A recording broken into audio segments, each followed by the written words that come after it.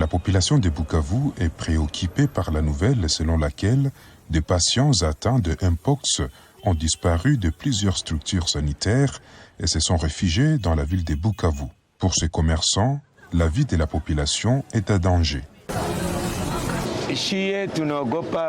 Nous avons peur que beaucoup de personnes soient infectées à leur tour, que les autorités sanitaires fassent de leur mieux pour récupérer toutes ces personnes. Sinon, nous, la population, sommes en danger.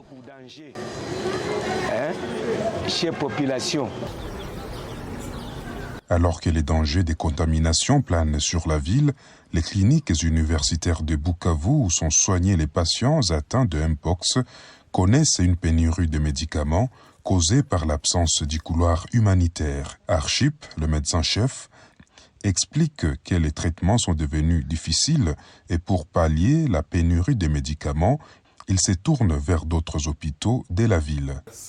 Oui, le besoin quand même, il est là.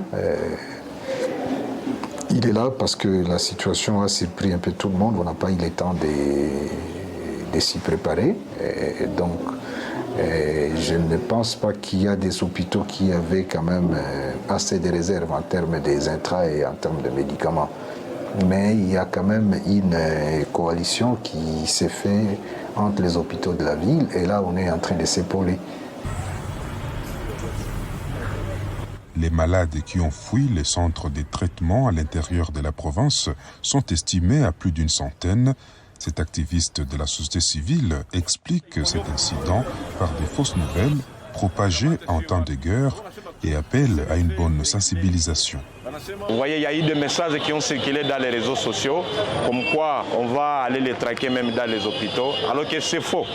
Les messages que nous pouvons lancer ce jour, c'est de les appeler de retourner dans leur milieu où ils recevaient les soins, parce qu'ils constituent un danger dans la communauté. La guerre risque d'avoir des conséquences sur les traitements des patients atteints de Mpox et sur la lutte contre la propagation de cette maladie, une situation qui risque d'entraîner de nouveaux décès. Zanem Netizaïdi, des retours de Bukavu pour VOA Afrique.